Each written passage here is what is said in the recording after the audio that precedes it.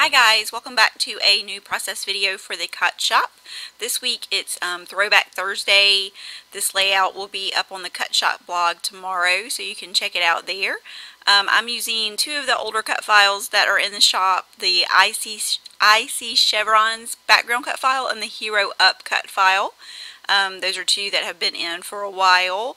The chevron background was actually one of the first ones that went in the shop when I first opened back last year in May, and the Hero Up cut file went in back in November of last year, and so I wanted to use both of those this week. And I'm using the I See Chevrons cut file as a stencil.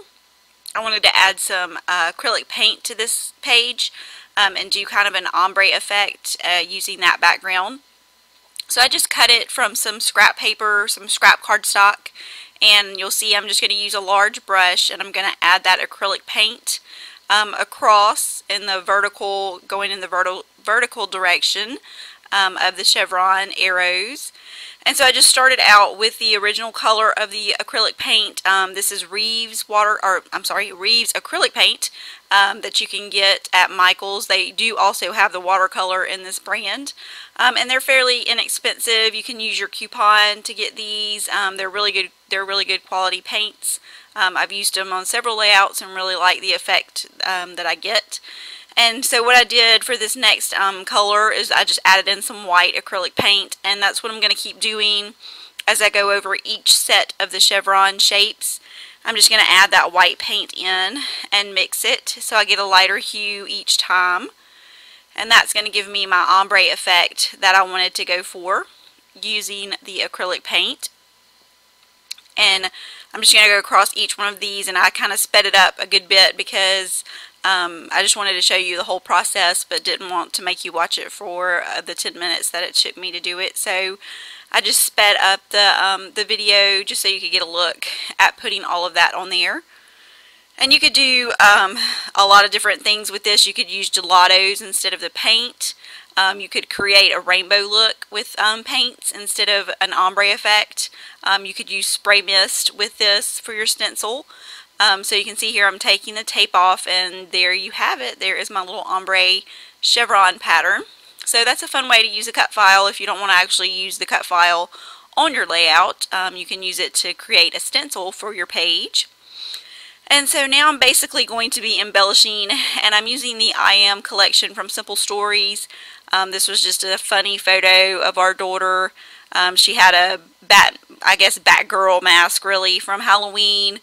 I think this was from 2 years ago maybe, and so of course it is in her toy box, and she randomly decides to put it on and run around the house. And this was like one day when I was cooking lunch and she came in the kitchen, so I snapped this photo. And so I wanted to do kind of a superhero kind of thing, but not like overly themey and not like Halloween-y. So I thought this would be fun. And I wanted to use a lot of that teal color. So most of the, like you see, the paint color is the teal, and then some of the embellishments. But I am going to bring in some different color embellishments from this collection once I kind of get a base with this teal and the black. And I'll start bringing in some of those other colors. This is part of the Hero Up cut file set, the Supa Fly title, so I thought that would be cute to add. I thought about doing I Am Super, and then remembered that this was in that cut file, so I thought that would be cute for the title. And this is just one of the little like word bursts that you see in the comic books. There's several of those in this cut file set, so I just did the one that said POW and cut it from one of those papers in the 6x6 paper pad from the I Am collection. And I'm just going to add it right there to the side of the photo. And that was a perfect spot to add it because, of course, I got paint on my photo right there in that spot, because I cannot do a layout without getting something on my photo, either paint or mist or adhesive. And I can't tell you how many times I've had to reprint the photo at least twice, sometimes 3 times, which is really sad, because I cannot manage to keep from getting stuff on the photo. It happens almost every time. I just don't show you that, but I'll tell you that I do that. And so I wanted to go back and use one of the frames from this collection just to add something else there around my photo. And so I like that black one, and it has the little multicolored hearts, which was good because that gave me the base for bringing in some of those other colors, the yellow and the pink. And I don't use a lot of color because, like I said, a lot of it is the teal. I like teal, and I liked that color scheme and just pulling it from this collection. So I'm just going to kind of embellish in a vertical design here around the photo. I didn't want to spread out my design too much and cover up the painted chevrons on the background. So most of my embellishments are going to go in a vertical flow there with the photo down the center of the page. And I did add some black color shine after once I took the cut file off and let that paint dry. I just sprinkled on some black color shine just to have a little bit of contrast there on the background. And so I'm going through the sticker sheets that come in the I Am collection and just looking for some different things to add.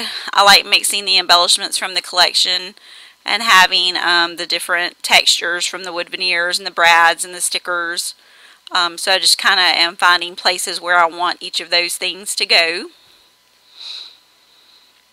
And I did use the little stars because those go kind of with the superhero theme. And I know that Batman is bats, but I didn't have any bats with this collection, so I kind of went with like the bird, because when am I going to use a bird again?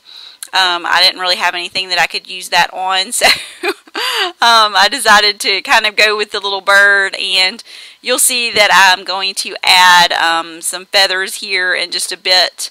I love the feathers, but I don't ever really use them that much, and so I thought this would be kind of a fun page to add those to, just to kind of go with the flying theme, because Batman does fly, I guess, with his little lasso thingy that he has. I don't know all the technical superhero terms for those things, but here you see that I'm adding some of the feathers.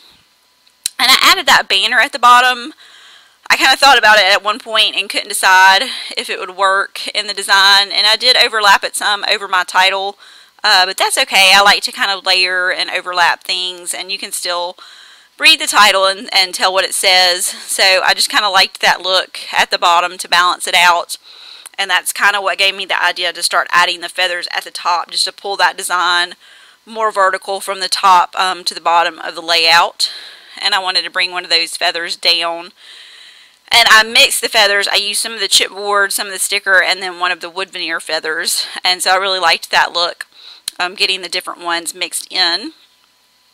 And then I forgot, I put my bits pack to the side, and then I thought, hey, I thought I had that out, and remembered it was off to the side of the table. So I'm just going to grab a couple of arrows out of there to balance out that right-hand side. I had one on the left-hand side that I added earlier from the chipboard pack, and so I wanted to bring in some more elements of those arrows, and so I'm just kind of sticking those pointing toward the title. And I'm just going to add a couple of enamel dots kind of to finish it off. Just a couple of little clusters around the top and the sides and the bottom. And once I get those on, that pretty much finishes up the layout, and you'll see the finished layout here at the end and some close-ups. So I hope you enjoyed watching today, and that you will join us for our next video. And if you'd like to check out this layout and some more details, you can visit the Cut Shop blog at thecutshop.blogspot.com. And you can also see layouts from our design team there. So thanks for joining me today. See you next time.